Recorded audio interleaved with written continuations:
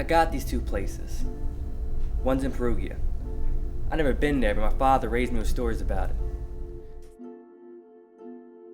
It's an ancient village smack dab in the middle of Italy, in the Umbria region, and it's set on a hill overlooking groves of fig and olive trees, like it's covered in dust every time a truck hauling fruit passes by.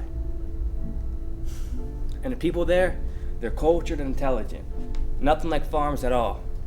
But they don't throw it in your face either, they're nice. They'll invite you into their house any time of day. Great people. My father built the place in 1902. Whenever my father talks about the place, he calls it your house, your house. Never his house, your house. My house. As if I was born and bred there. I gotta see the place someday with my own eyes before I die. But I'll tell you more about my place in Perugia later. What I want to talk to you about today is my other place, in the Bronx. Now when I say the Bronx, most of my friends get scared and panic. They're from Jersey or the island, and the Bronx to them is the place where they grew up. But they don't ever want to go back because nothing's there anymore. But I'm used to the Bronx. I was born there, born in Jacoby Hospital, grew up a couple blocks away. And the Bronx was the first place my parents ever bought in America. Me and my sister lived there a couple years ago together. My sister's dead now, but that's another story altogether. So yeah, I'm living in this place in Bronx, colonial brick 2 building, flower pot in the front yard, garden in the back. Well, there used to be garden in the back. I mean, I got a pain in the ass to weed and whack all the time, so I had to cement over it. When my mom saw the garden for the first time... You killing my garden! You don't come in here. I just had to say it, man. You want to be a clown? Killing my garden! You want to be a clown? Take a light, man. You want to be a clown? Do you want me to cut it like that? I'm just playing with you. Listen, let me tell my story. Okay, go ahead. Sorry. Anyway, when my mom saw the garden, she said, you killing my garden. And my father said, it's not your house anymore. And when I think he's on my side, he says, when are you going to point to the bricks like I tell you to? Then my mother chimes back in saying, shut to your mouth. All the money he used to cement to my garden, he could use to point to your bricks. Since my sister died, my parents moved back to Perugia, and I've been in the Bronx all by myself. My sister died last winter because some nigger stabbed her 7 times for a pocketbook. Now, don't get me wrong, I don't use the word nigger lightly. To me, a nigger is a savage black man, just like a savage white man is white trash.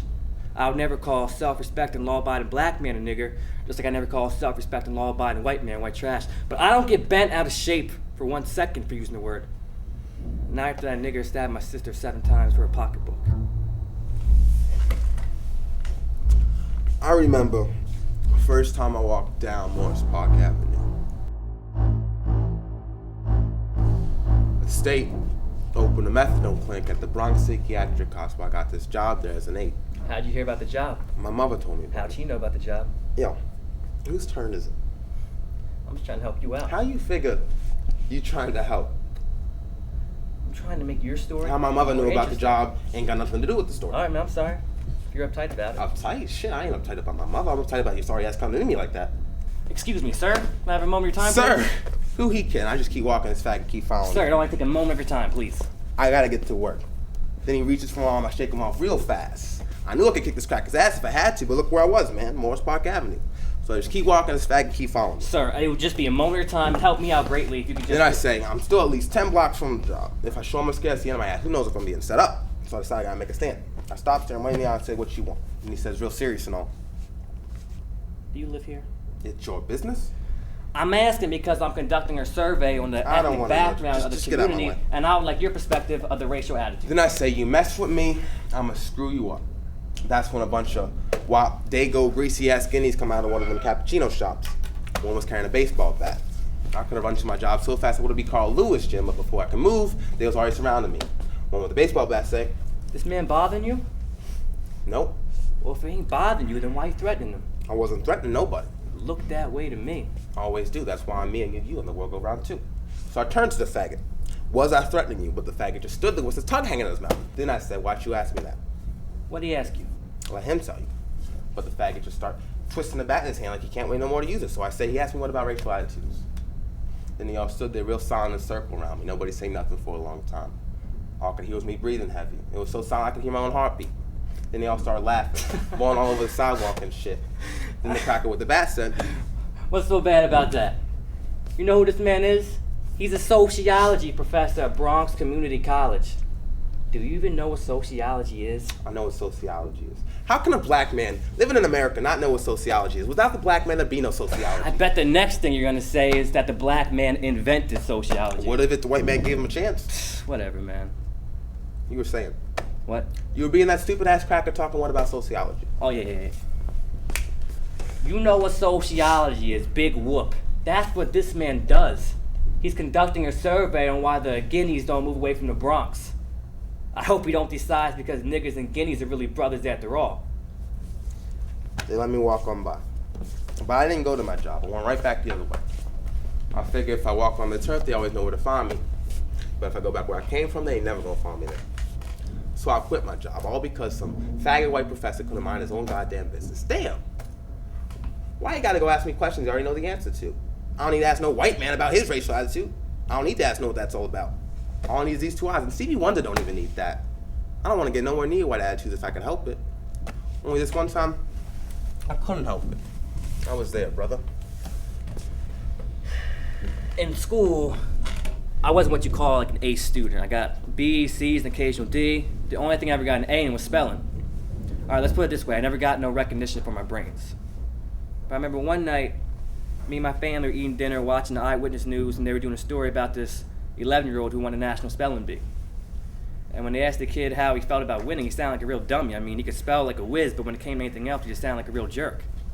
And that's when it dawned on me, even I have some talent. I mean, me and the kid were just the same. Same grade, same age, same dummy, but a damn good speller. And from that point on, I made it my mission to be on the Eyewitness News and win a spelling bee and everything like that. I memorized all the 6th grade and 7th grade spelling lists, and after that I moved on to the 8th grade, 9th grade, and so on and so forth. It became like a game after a while to me. And after a while, there wasn't a word I couldn't spell. And finally, I got to the class finals of my spelling bee, and it was just me and this black kid left. Now, I don't want to make a bigger deal out of this than it is. I mean, it was just the finals for my class, but the winner would go on to the school finals, state finals, and all the way up to the Eyewitness News. I must have zipped through 20 words. Quagmire, Quagmire, quagmire, satellite, Satellite. It was the first time in my life I believed a sentence my parents hammered into my head. If you work hard, you'll succeed. Abstemious, Abstemious, abstemious. Jeopardy, Jeopardy, Jeopardy. Paucity, Paucity, paucity. Caricature, Carca. No way. No way was I gonna lose this on some bullshit technicality just because he stumbled over his words. Bullshit. I wanted to get his ass on a word that stumped him. Miss Hunter, can he have another shot, please? Thank you. Caricature, Caricature. Caricature. Mannequin, Mannequin. Mannequin. Reinforce, Reinforce, reinforce. What is this? He's getting all the easy words. Plethora, Plethora. Plethora. Acquaintance, Acquaintance. You see what I mean? Acquaintance. He got it wrong. Yes, he did. Okay. Acquaintance, Acquaintance. Acquaintance. He left out the I the first time. I'm not being a bad sport. He left out the...